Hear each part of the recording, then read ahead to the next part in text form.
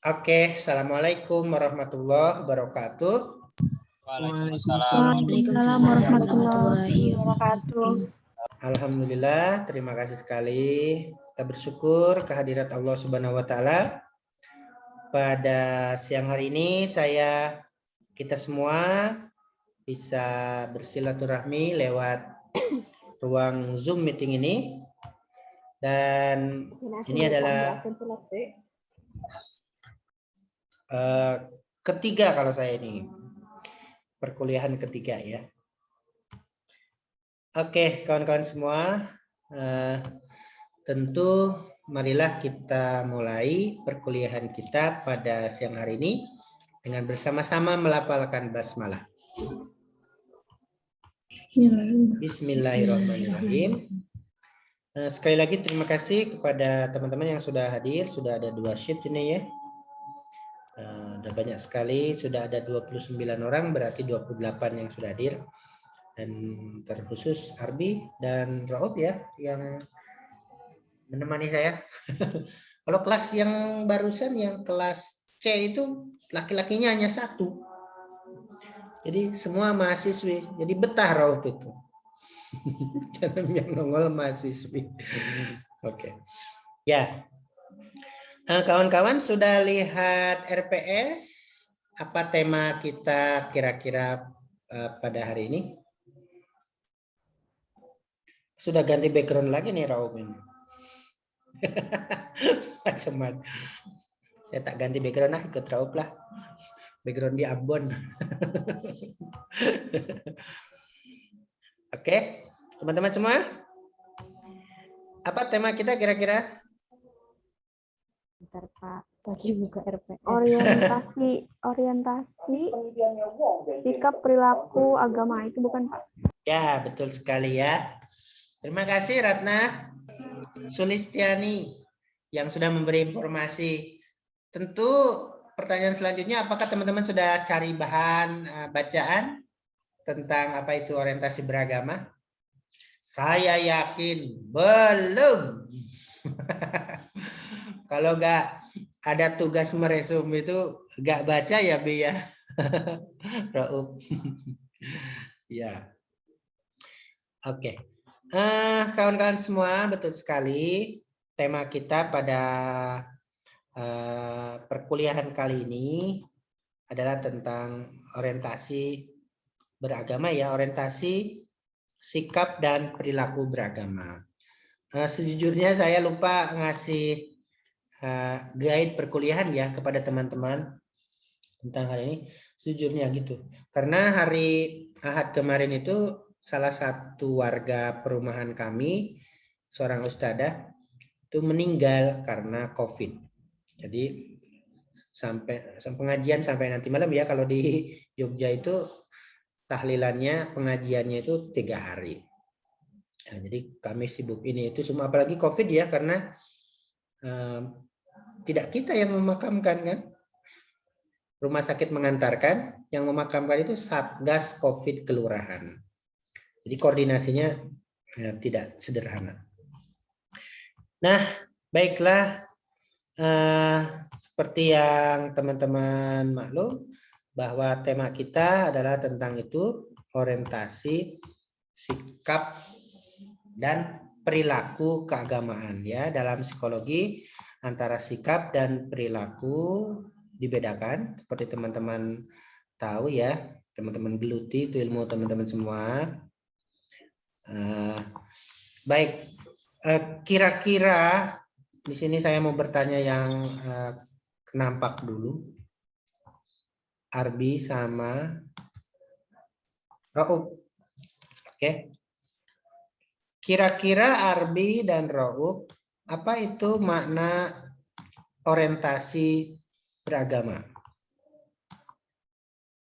Raub dulu. Apa Raub? Orientasi beragama menurut kami gimana ya Pak ngomongnya Pak? Seperti apa? Pemahaman, bukan pemahaman sih, apa gimana? Lebih ke bukan cara apa ya? susah ngomong Pemahaman. ya. Pemahaman cara kesadaran apa apa sih? Seperti Ya, kenalan beragama. Kayak gitu. kesadaran, cara, pemahaman, pengenalan ya. Pengenalan seseorang terhadap agama yang dianutnya atau praktiknya ya, keagamaan ya. Baik, terima kasih ya, Mas. Lagi di pondok kok, kayak lagi ngajar TPA. Ramai sekali. Saya Pak. Iya Pak, lagi di luar saya Pak. Oke. Makasih Mas Rob. Arbi. Kalau saya Pak, orientasi beragama itu pendekatan seseorang dalam memeluk agama Pak. Pendekatan Seseorang dalam memeluk agama. dalam memeluk agamanya ya. Ya, dalam memeluk agamanya. Bagus-bagus nih jawabannya ya. Oke, yang lain. Megantara di sini ada Inayatul Fadila, ada Alvira, Ratna, DLL. Teman-teman, nah ini Mufidah, Hidayah. Apa orientasi beragama?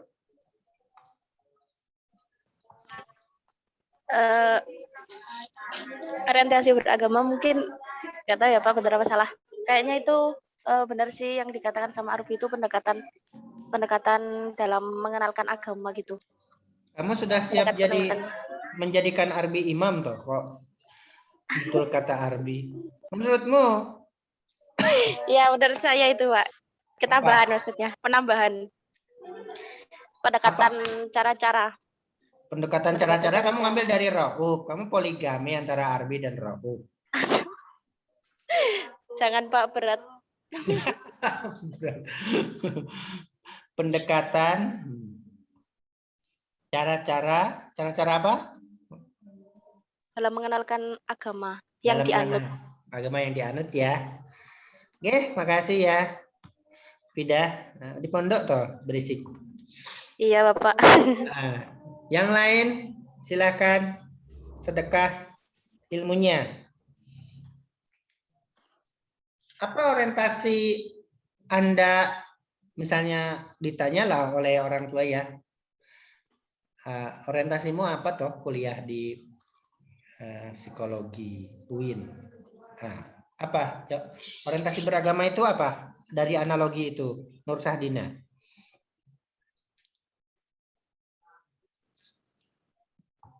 Halo, mungkin Pak. kurang keras. Pemaknaan agama mungkin Pak. Pemaknaan agama. Seseorang terhadap, iya Pak. Pemaknaan Seseorang terhadap agama Pak. Terhadap agamanya ya. Yang lain? Inayah kayaknya mau jawab. Inayah Fadilah? Tidak? Oke, kalau tidak di mute ya. Oke, sip. Yang lain mohon satu lagi. Gak ada? Pada kemana teman-teman ini? Oh, lagi jamaah mungkin ya di masjid. Ya, ini jawaban sedekah ilmu dari 4 kawan Anda. Yang paling atas adalah Rauf, ini Arbi, ini Mufidah, ini Nur Syahdina, Ar-Rahmah ya. Satu, pemahaman, cara, kesadaran, pengenalan seseorang terhadap agamanya. Pengenalan ya. Salah coret maaf. Ini pengenalan. Kemudian yang kedua, pendekatan seseorang dalam memeluk agamanya. Yang ketiga, pendekatan cara-cara. Yang keempat, pemaknaan seseorang terhadap agamanya. Wah, bagus ya. Ini dari Arbi ya. Ini dari Mufidah. Walaupun ini sudah menjadi jawaban bersama. Ini dari Nur Syahdina. Oke. Bisa dilihat tulisannya ya. Baik. Masih ada yang lain teman-teman?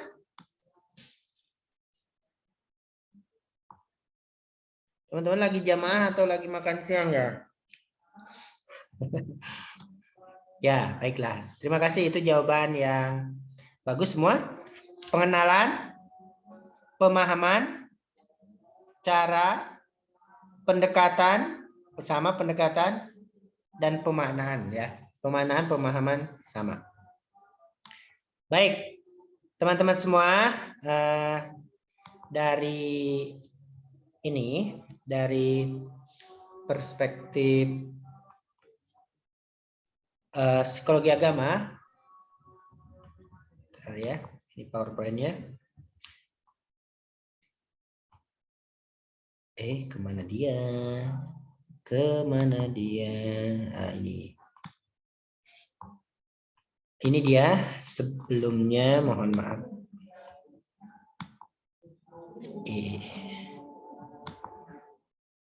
Ini. Sudah kelihatan, Mas Ba?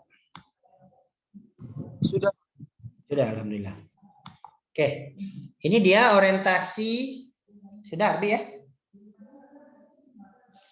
Orientasi, sikap, dan perilaku beragama. Nah, hari ini kita akan diskusi yang ini dulu ya, teman-teman. Diskusi yang ini dulu. Yang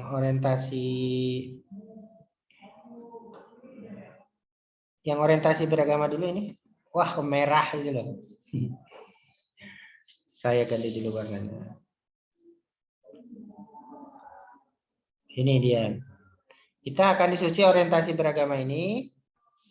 Kemudian minggu depan kita akan mengkaji sikap dan perilaku beragama.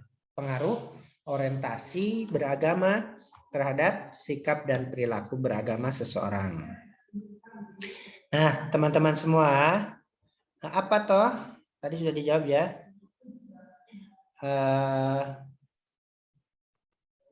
Makna definisinya. Oke, ini dia.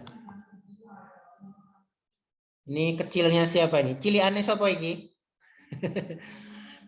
Ciliane siapa ini? Oh, anak saya biasa yang kecil 1 tahun itu mencoret-coret buku. Karena sering sama saya. Ya, teman-teman semua. Ini dia. Definisinya ini.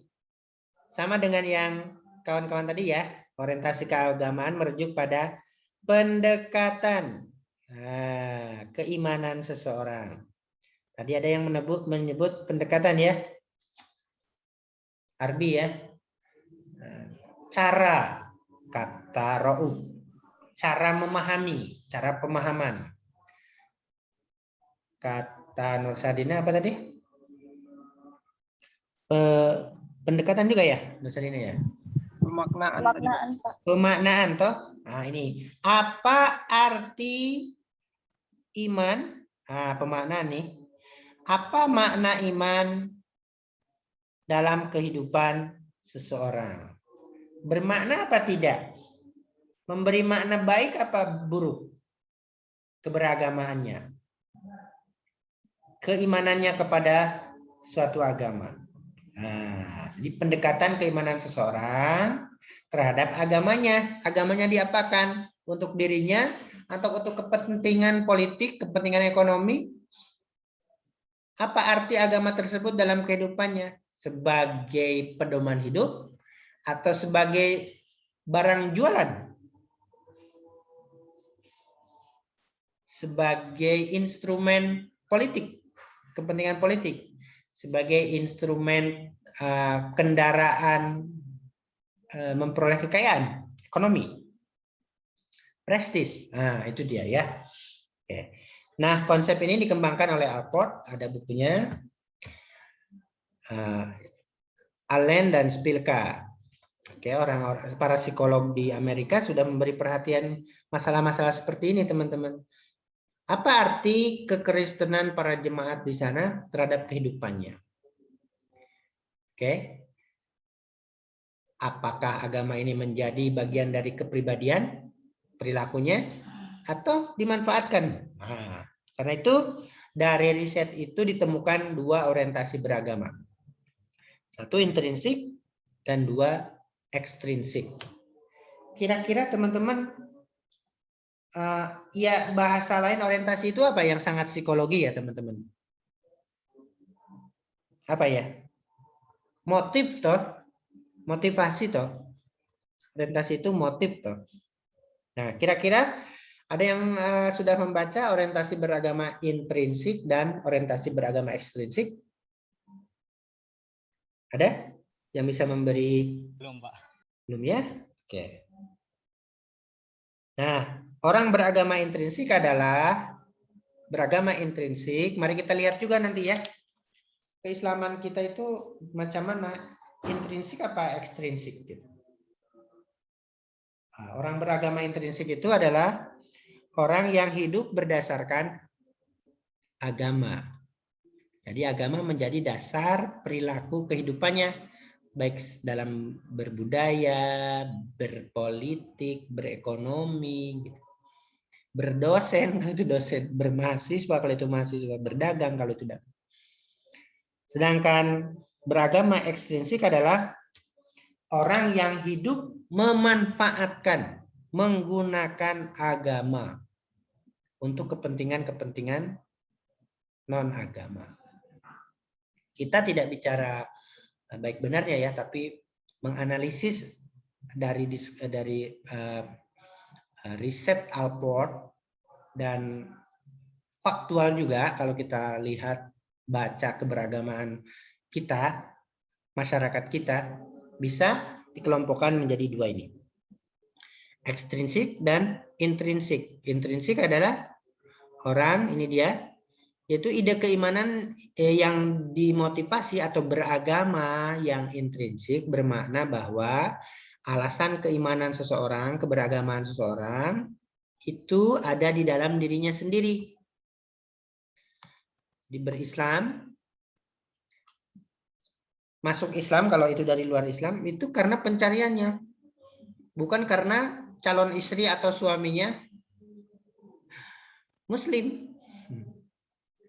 Berhaji karena perintah Allah untuk meraih takwa, bukan karena nanti tahun 2024 Rauf akan nyapres. Bukan. Nah, oke, itu sebaliknya. Ya, itu dia. Analogi konsep ini adalah konsep biologi tentang pencernaan. Allport menjelaskannya begitu teman-teman. Gimana toh analogi itu? Analoginya gini. Jika seseorang makan, seperti metabolisme ya, makanan ini dicerna. Berarti tadi kata Rauf, agama dicerna, dipahami, dan menjadi bagian dari tubuhnya. Agama dipahami dengan cara apa tadi mau beda? Pendekatan cara. Pendekatan cara ya, pendekatan ya cara toh ya. Kamu dilema antara Arbi dan Rauf tadi. Pendekatan cara. Oke, dan menjadi bagian tubuhnya. Nah, makanan berarti agama terinternalisasi dan menjadi intrinsik dalam kepribadiannya. Kalau makanan dalam tubuhnya, kalau agama berarti dalam kepribadiannya, dalam psikologi kepribadian, dalam nyambung ini terakhir, dalam kepribadiannya kan, menjadi bagian dari partikel penyusun tubuh. Kalau agama berarti penyusun kepribadian.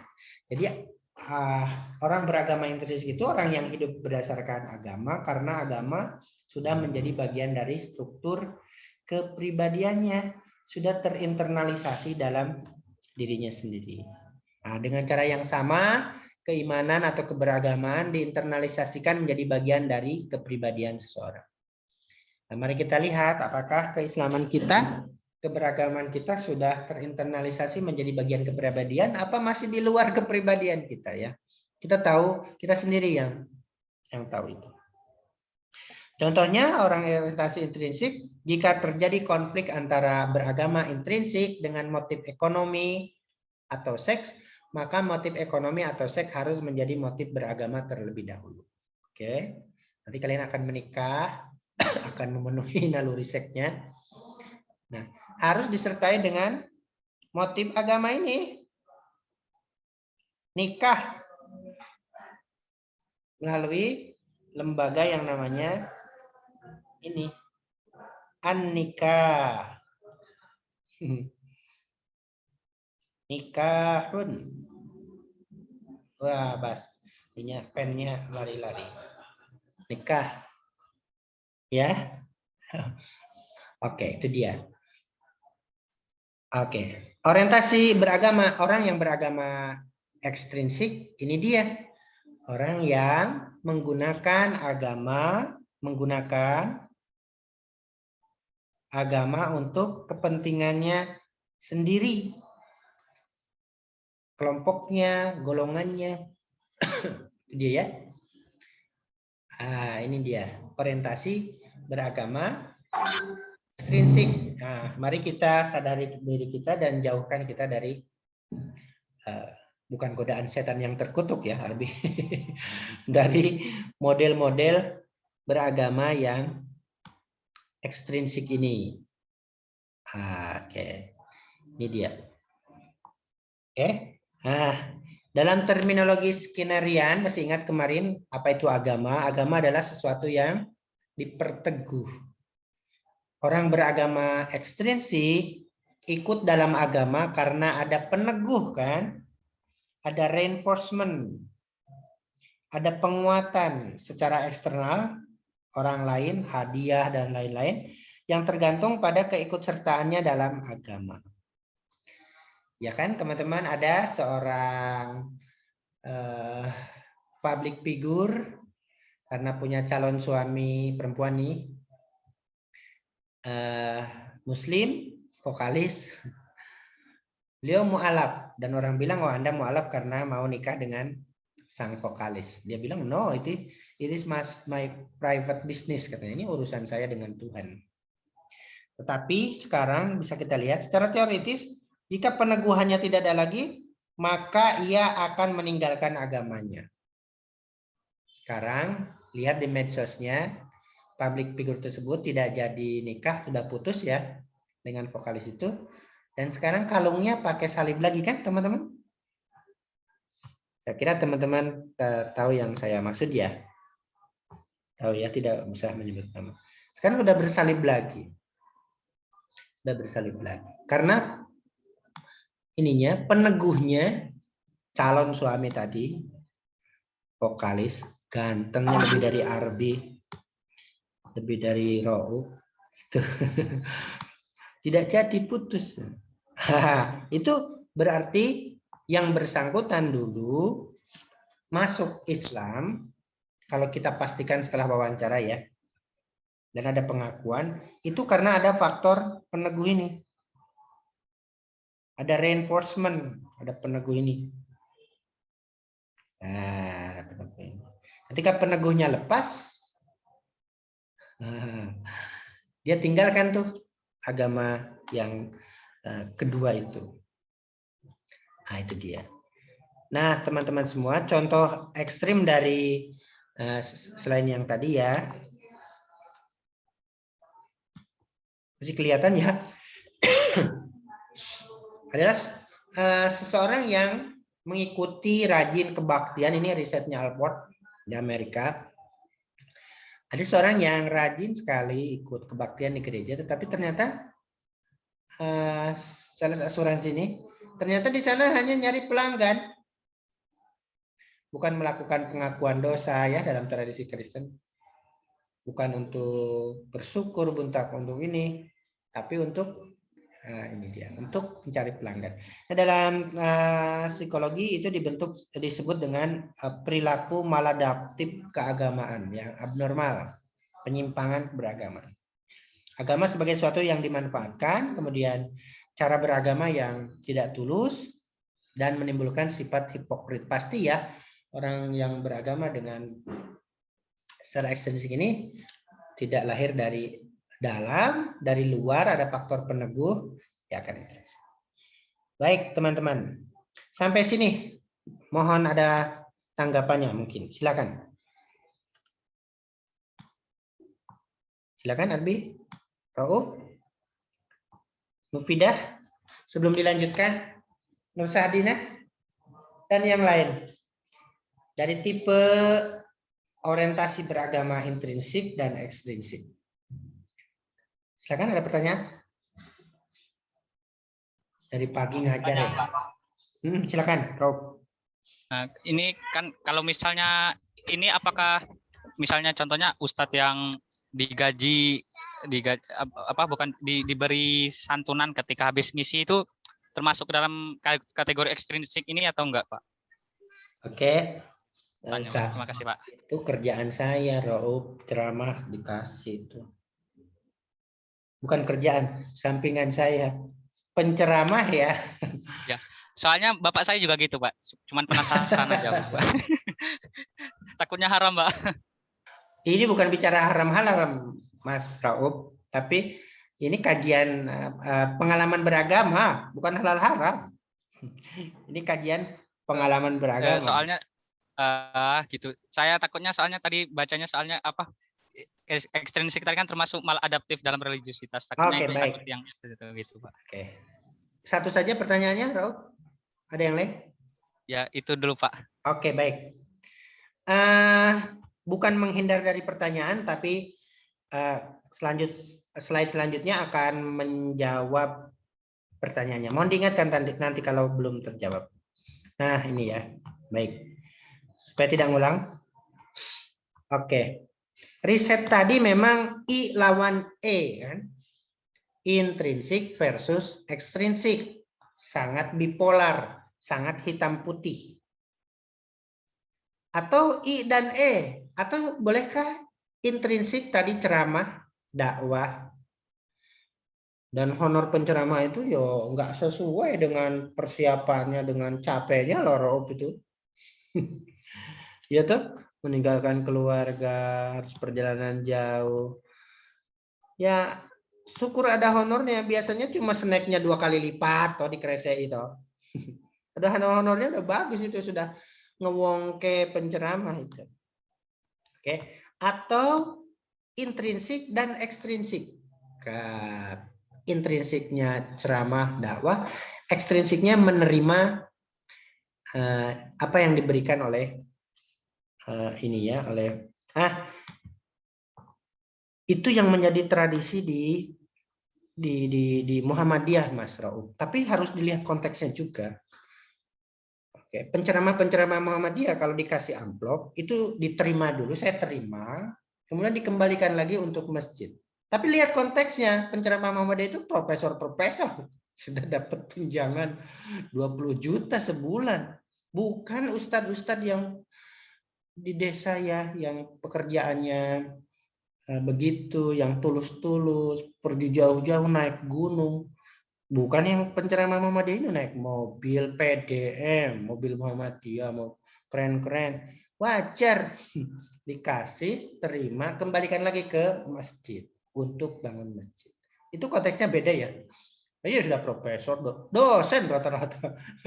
Ustadz Muhammadiyah itu dosen. PNS banyak ya. Nah, konteksnya berbeda dengan penceramah-penceramah yang tulus-tulus itu ya, yang di desa-desa yang muhlis-muhlis, naik gunung, naik ojek, naik motor.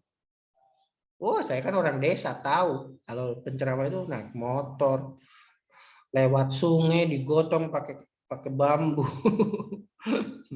Ya, oke.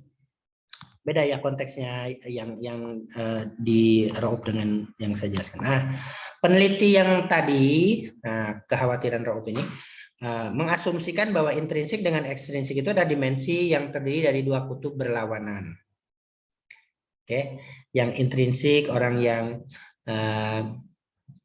hidup berdasarkan agama tadi ya, yang ekstrinsik yang memanfaatkan agama, terutama di konteks perpolitikan kita ya teman-teman ya, Masya Allah.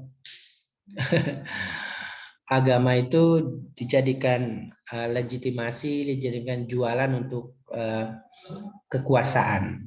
Jadi anggota DPR, jadi bupati, jadi gubernur, jadi presiden, dan lain-lain. Ah, ini kalau yang hitam putih ini, yang bipolar ini perempuan biasanya, Mas Raul. Karena hitam putih itu kan menunjukkan kepastian.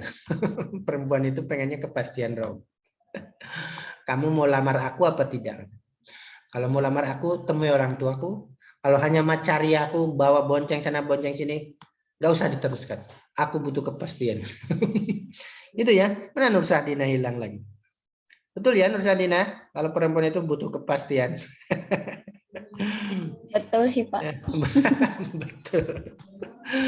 Ya, oke. Padahal sebenarnya orientasi beragama bukan skala yang bipolar tadi hitam putih, kutub ganda yang saling bertentangan. Skala ini memang dibuat dari dua sub yang ini, sehingga jawaban untuk pertanyaan itu bisa didapat di sini, teman-teman, di metrik ini. Sudah kelihatan? Kelihatan ya? Ini ada metrik yang atas ini adalah ini item-item ini adalah item-item ekstrinsik, oke? Dan ini adalah item-item ekstrinsik, intrinsik. Nah dari sini di mana posisi saya misalnya sebagai dosen ya, atau penceramah saya di kampung, suruh ceramah ke dusun sebelah, ke kelurahan sebelah, ke Jambidan dari Potorono. Nah, ada orang yang pure beragama secara pure intrinsik, yaitu yang agree dengan item-item intrinsik. Seorang ustadz ngajar ngaji di kampung, dia setuju dengan khairukum man ta'allamal Qur'an wa 'allamahu. Tapi beliau ini tidak mau dibayar bulanan oleh kami dulu. Karena khawatir mengganggu keikhlasannya katanya. Kapan kami punya kesempatan untuk memberi sesuatu kepada guru ngaji kami ya? Guru ngaji Anda juga di kampung. Waktu lebaran ya. Biskuit, gula, mie instan, bukan uang. Kalau uang nggak mau terima karena uang itu gaji.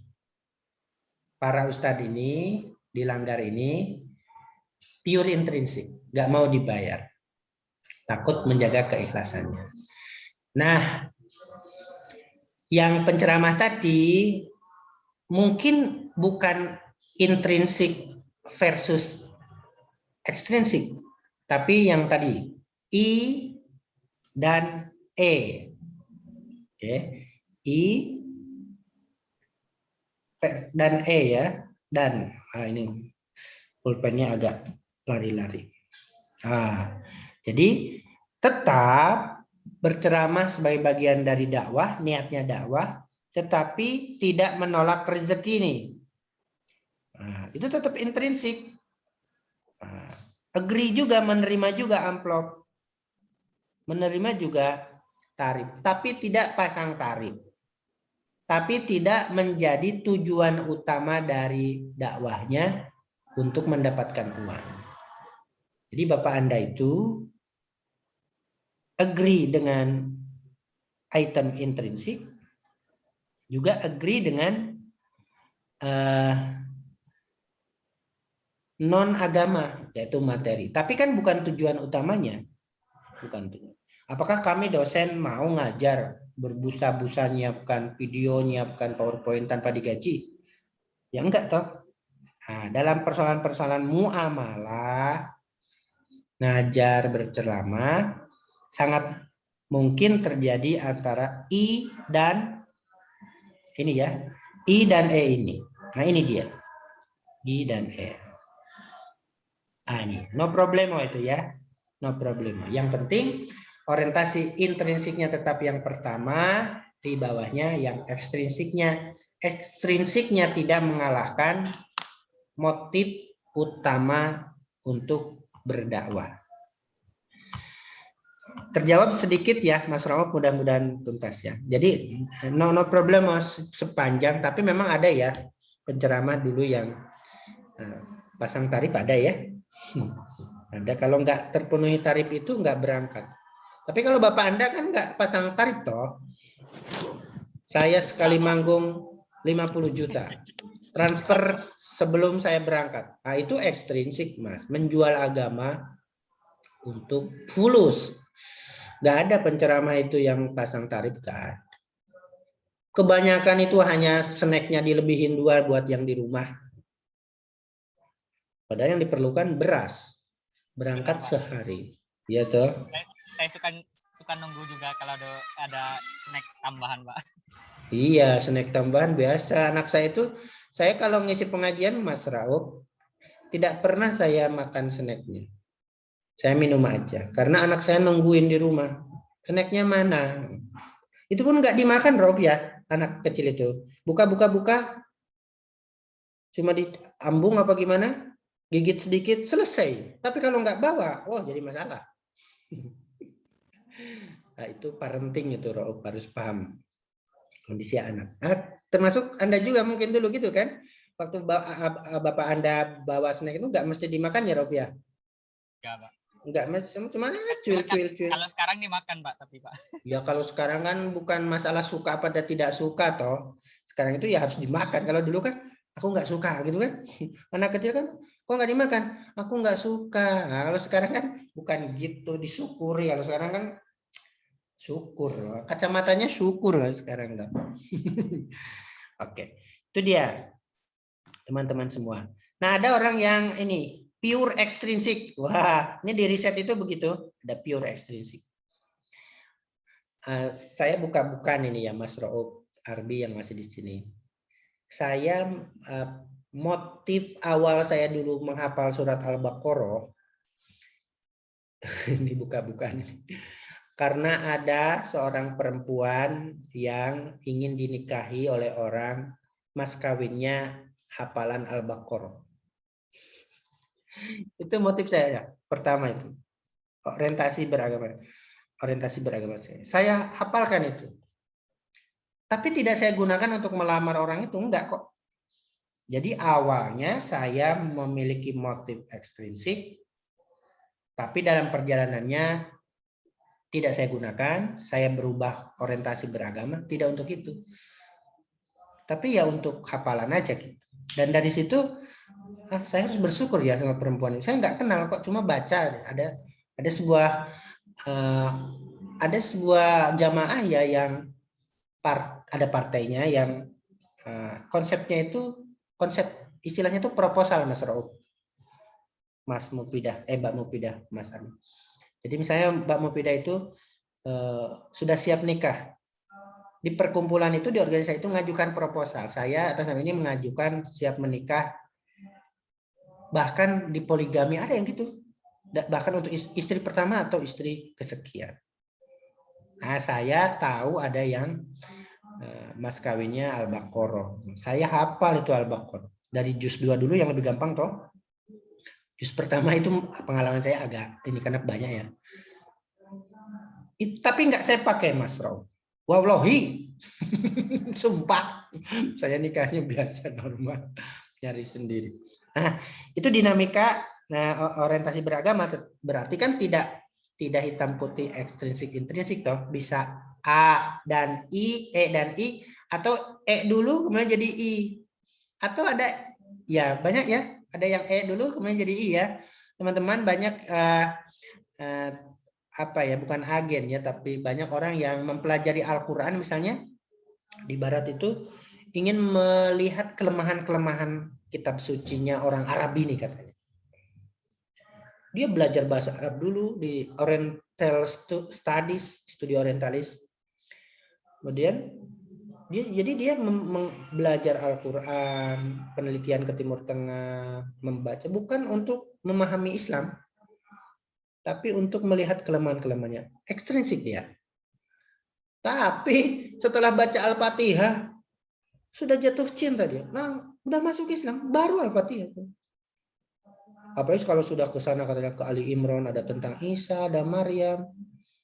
Qalat rabbi anna yakunu li waladu wa lam yamsasni bashar. Oh, ada yang baca ayat itu. Oh, ini ada virgin birth. Ada virgin birth dalam Al-Qur'an bahwa Maryam itu Maria virgin birth. Oh, benar ini. Lebih mulia di sini. Ya toh? Fataqabbalaha rabbuha biqabulin hasanin wa ambataha nabatan hasanan wa kaffalaha Zakaria. Kullama dakhala 'alaiha Zakaria al-mihraba wajada indaha rizqa. Qala ya Maryamu anna laki hadha? Qalat huwa min indillah. Innallaha yarzuqu man yasha'u bighairi hisab. Itu satu ayat yang siapa namanya? Terikat dengan itu masuk Islam. Ya Allah, mulia sekali Maria itu dalam Islam. Suci, nggak disentuh siapapun. Makannya aja. Zakaria sampai nanya tuh, kamu dari mana Maryam dapat ini? Kata Maryam dari Allah. Mulia sekali tuh. Masuk Islam karena itu. Ada yang Al-Ikhlas ya. Berapa ayat? 4 ayat. Ada. Karena itu bagi orang-orang yang mengkaji Al-Quran katanya harus hati-hati karena ini kitabnya sihir terdahsyat. Baca situ, oh hanyut. Padahal terjemahan loh mereka kebanyakan baca. Tapi dari Al-Fatihah kan sudah terjawab mereka itu. Bismillahirrahmanirrahim. Oh, ternyata Tuhan itu Allah tuh, yang Rahman, yang kasih. Alhamdulillahirabbil alamin. Mereka kan bertanya-tanya, siapa tuh yang ini alam ini bisa seperti ini? Dengan ayat itu terjawab, oh Allah tuh Rabbul alamin. Bagi kita biasa saja itu Al-Fatihah bolak-balik tiap hari ya Rob ya. Ya, Arbi ya, bermakna nggak Al-Fatihah buat kita? Biasa saking seringnya. Tapi bagi sementara orang bisa menjadi dia dari ekstrinsik ke intrinsik. Hanyut. Syahadat loh. Perubahan besar loh syahadat ini. Hanya Al-Fatihah. Ada yang dari banyak ya. Ada yang baca surat Maryam, baca Al-Baqarah. Jadi itu dia. Berubah dari ekstrinsik ke intrinsik. Atau dari intrinsik ke ekstrinsik ada ya. Ada itu saya tahu kader pondok itu sekolahkan ke luar negeri, manduk pondok dulu di sini, kuliah di luar negeri, kemudian di sana ketemu dengan seseorang perempuan, akhirnya keluar dari agama yang nggak balik ke Indonesia, pindah warga negara, nggak ingat pondoknya di sini di Indonesia, jadi warga negara sana dan masya Allah ya, jadi menjelek-jelekan agamanya yang lama. Itu yang kurang kita tidak setuju ya, orang yang masuk Islam menjelekkan agama lamanya, orang yang masuk Kristen menjelekkan agama lamanya.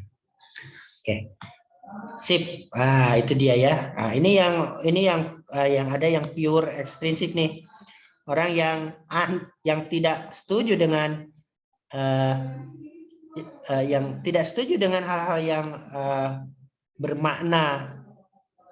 bermaknawi dengan lillah, ketulusan, pengabdian, dan tidak setuju, tapi setuju dengan hal-hal yang ekstrinsik ini. Segala sesuatu berarti ini kan orang yang materialistik nih. Segala sesuatu harus ada untungnya. Kalau nggak ada untungnya tidak. Oke, ini yang pure ekstrinsik. Oke. Nah, ada lagi yang non religius nih. Disagree dengan keduanya. Pokoknya dia bilang kelompok ini disagree dengan extrinsic item dan dengan intrinsic item. Itu non-religious, anti-religious. Oke, dengan argumen agama tidak setuju, tidak disagree, dengan argumen kemanusiaan ya tidak setuju, ketulusan dan lain-lain tidak setuju. Ini anti-religious. Oke, ini dia. Jadi bisa menjawab yang tadi ya. Nah, kita pun saya kira kalau memang ada kombinasi, ini kan for combination antara ekstrinsik dengan intrinsik, kita letakkan yang intrinsik di atas ekstrinsik. Syukur-syukur bisa pure ekstrinsik ya teman-teman. Tapi ya, saya kira kita manusia biasa ya. Ya, ini penjelasannya ya. Seorang yang setuju dengan intrinsik, tidak setuju dengan pernyataan ekstrinsik dikelompokkan sebagai intrinsik murni. Sebaliknya ada ekstrinsik murni yang setuju dengan pernyataan ekstrinsik dan tidak setuju. Tadi sudah di metrik itu ya. Seseorang yang setuju dengan agree dengan keduanya, pro agama, non diskriminatif.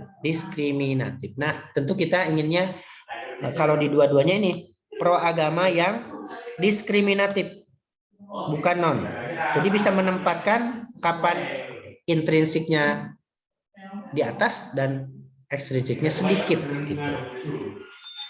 Kemudian seseorang yang tidak setuju semua item dikelompokkan pada anti agama non diskriminatif. Biasanya orang yang punya trauma dengan penindasan-penindasan yang bersifat keagamaan maupun bersifat non keagamaan, sosial, ekonomi, politik. Nah, sudah enggak. Nah, itu dia teman-teman. Sampai ini dia tanda orang intrinsik, berarti orang yang sudah mencapai kematangan ya, mature, personality dan integritas tertentu. Berarti mature religion kan? Kematangan beragama yang mengembangkan kapasitas untuk membuat komitmen terhadap agamanya tanpa syarat dan membuat keputusan secara independen. Sedangkan orang ekstrinsik adalah orang beragama ekstrinsik mempunyai kebutuhan pribadi dalam beragamanya, bisa untuk peningkatan diri, naik pangkat, naik jabatan, dari DPRD menjadi DPR, keamanan, dengan bergelar haji, saya lebih aman. Kenyamanan, oke. Ada ya orang yang habis haji, menaikkan haji, tidak dipanggil Pak Haji atau Bu Haji, nggak noleh ya. Ada ya? Ada. Status atau dukungan sosial, prestis. Nah, itu teman-teman, tapi ada juga loh dosen UIN di sini yang nggak mau hajinya ditulis ya. Tapi ada yang marah nggak ditulis. Sini juga ada, saya tahu 2 profesor yang nggak mau dipanggil prof. Apa tuh praprof, nama saja. Provokator apa provinsi. Ya ada ya, ada juga orang pure kayak begitu ya teman-teman. Baik, sampai sini teman-teman, silakan ada respon. Saya Pak, Ya, mungkin cuma nanya aja Pak. ya. Kalau misalnya kayak kan ada beberapa sekolah berbasis sekolah mau pondok atau gimana gitu Pak. Nah, yang mewajibkan siswanya itu untuk semisal 1 semester itu harus hafal 5 juz. Oh ya. Nah, saya cuma mau nanya aja nih Pak. Jadi itu tuh apakah secara tidak langsung sekolah tuh mengajarkan muridnya untuk memandang agama ini dari perspektif ekstrinsik? Soalnya kadang mungkin di situ syarat untuk naik kelas tuh harus hafal 5 juz. Jadi dia menghafal untuk naik kelas. Apakah sekolah nih jatuhnya, kan niat sekolah memang bagus Pak, memang baik kan, memang ya itu benar gitu loh Pak. Cuman yang saya mau nanya, apakah itu tuh dia tuh secara tidak langsung mengajarkan ke ekstrinsik itu atau gimana Pak? Baik Arbi, pertanyaannya bagus sekali. Tapi pertanyaannya lebih tepat kalau santrinya, bukan sekolahnya. Kalau sekolahnya itu pertanyaan untuk Fakultas Tarbiyah Arbi ya. Itu ada prodi manajemen pendidikan Islam. Tapi sobat, saya jawab. Ya, itu tadi teman-teman. Siswa tadi tentu dari teori ini dia menghafal Al-Qur'an untuk kepentingan non keagamaan, untuk naik kelas. Itu awalnya toh. Itu proses awal. Tapi minggu depan kita akan mengkaji kawan-kawan, masih tema ini, apakah orientasi beragama intrinsik itu otomatis sikap dan perilaku beragamanya intrinsik? Apakah orang yang memiliki orientasi beragama ekstrinsik itu sikap dan perilakunya automatically ekstrinsik juga? Nah, itu lebih menarik lagi. Pekan depan ya, kita akan ke situ. Atau ada changing, ada shift, ada perubahan. Sebagaimana pengalaman saya dulu menghafal surat Al-Baqarah karena itu ya. Saya setelah itu ya alhamdulillah Ali Imran hafal, An-Nisa alhamdulillah hafal, Al-Maidah hampir selesai, Ar-Rahman hafal. Dengan awal ekstrinsik tadi. setelah menikah juga tetap menghafal sedikit-sedikit gitu ya. Bukan dari pondok, karena pondok dulu hanya juz 30 syarat lulus gitu. Nah, yang pertanyaan tadi tentu untuk siswanya itu beragamanya menghafal Qur'annya untuk keperluan-keperluan ekstrinsik ya Arbi ya, untuk ya maklum lah anak-anak ya Arbi. Anak-anak pasti kan salah satu ciri beragama anak itu kan konkret. Belum ada kritis-kritis Arbi, teman-teman. Konkret. Berdoa pun anak-anak itu ya, kalau berdoa coba tanya anak-anak.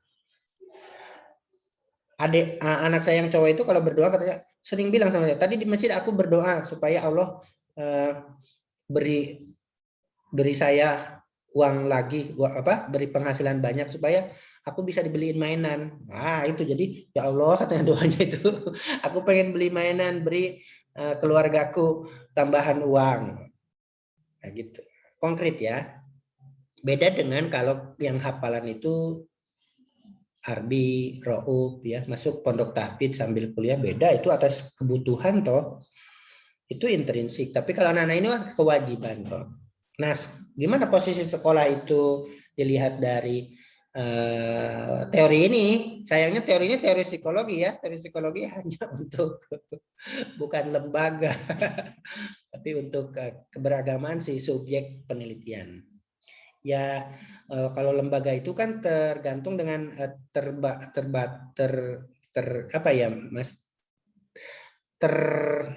harus dengan kurikulum toh, bahasa terkungkung ya, terbatasi lah,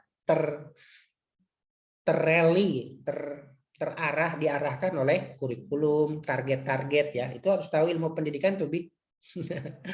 Bahwa sekolah ini begini, kelas 1 begini, kelas 1 begini, kelas 1 begini. Sayangnya memang pilihan sekolah itu termasuk saya ya, pilihan itu sekolah. Oh, saya agak ini, Mas, maaf ya menyebut saya.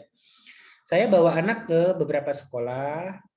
Yang pertama terutama sekolah di Kampung, di Potorono, di Ngipik. Saya tawarkan pilih yang mana. Nah, dia pilih yang dekat rumah itu, dekat rumah aja biar bisa naik sepeda, diantarnya gampang. Tapi banyak kasus, termasuk anak saya yang kedua kan jadi pilihan saya tuh. Sekolah biar sama kakaknya sama.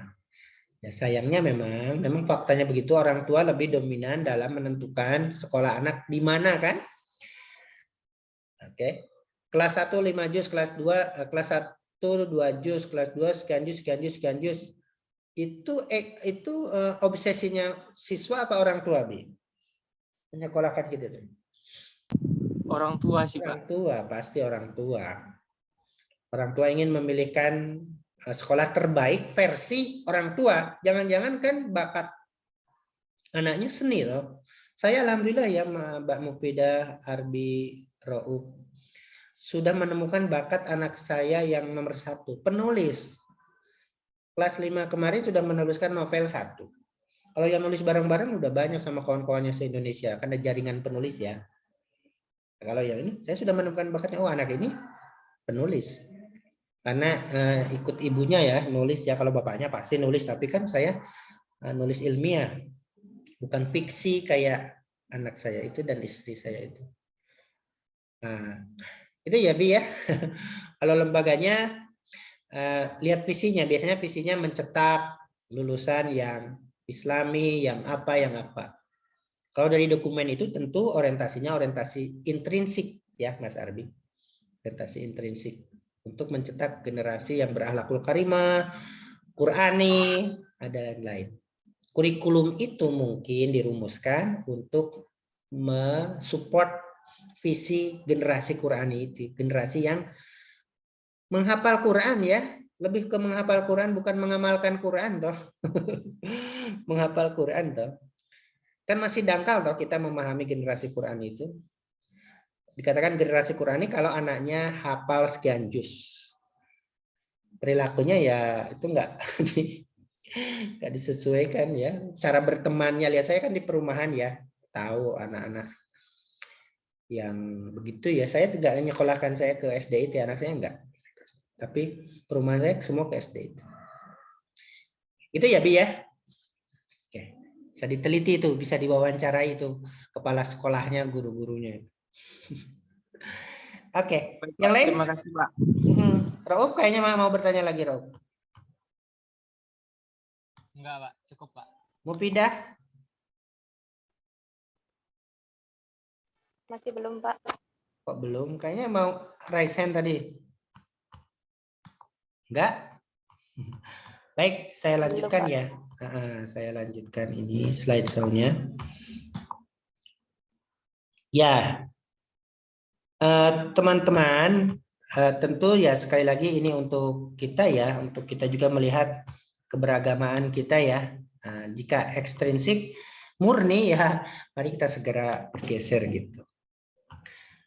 Oke, nah ini dia sedikit penjelasan tentang itu. Nanti bisa teman-teman baca lah di PowerPoint. Baik. Nah, ini dia. Ya, ini dulu. Ya, mentalitas non-diskriminatif yang tadi ya. Pro agama non-diskriminatif, kan ada pro agama sama anti agama.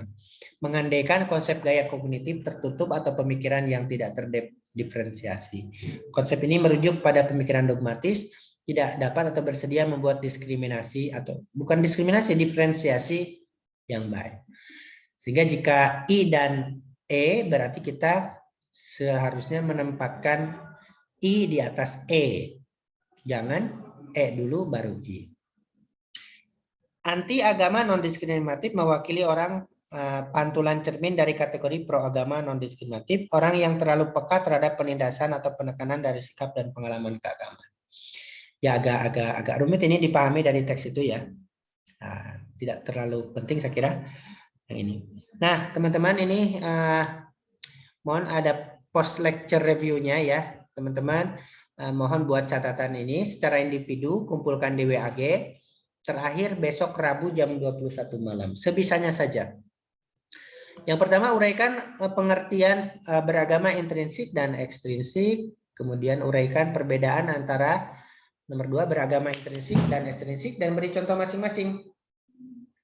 Dan yang ketiga dari matriks kombinasi keagamaan intrinsik dan ekstrinsik diperoleh 4 orientasi keagamaan, yaitu intrinsik murni, pro agama, non-diskriminatif, ekstrinsik murni, dan anti agama non-diskriminatif. Sebisanya uraikan dan beri contoh.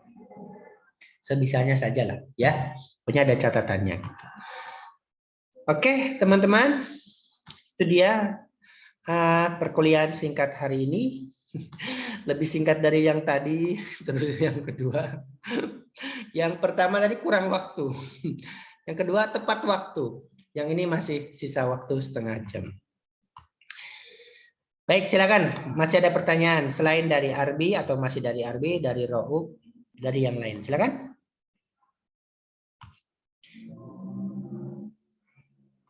Teman-teman? Dari screenshot? Oke. Saya izinkan, saya mohon izin untuk screenshot kehadiran G, sheet pertama. Akan saya ini untuk kehadiran.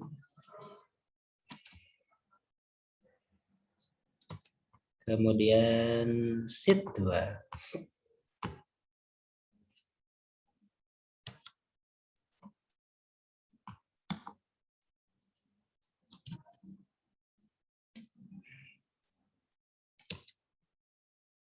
Baik, teman-teman semua silakan ada pertanyaan. Di sini selain Arbi, Ro'ub yang selalu tampil, ada Mufidah, Megantara, Alvira, ada Ratna, silakan pertanyaan. Nur Sadina, Jihan, Hani, Lulu, dan lain-lain.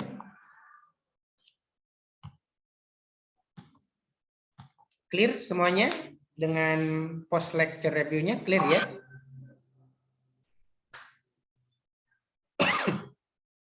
Cukup? Terima kasih Rauf, Arbi, dan Mufidah kadang-kadang. yang sudah menemani saya. Tadi Nur Sahdina ada. Dan teman yang standby, saya berhusnudon, Anda menyimak. Mungkin karena kuota atau jaringan tidak bisa menampilkan wajah atau belum mandi atau gimana. Ya, anyhow, thank you very much for your attention. I beg your pardon for my mistakes, my legs, my cerewet in sport and sport. Okay, let's close our class today by reciting Alhamdulillah. Alhamdulillahirrahmanirrahim. Alhamdulillahirrahmanirrahim. Alhamdulillah. Assalamualaikum warahmatullahi wabarakatuh. Waalaikumsalam warahmatullahi wabarakatuh.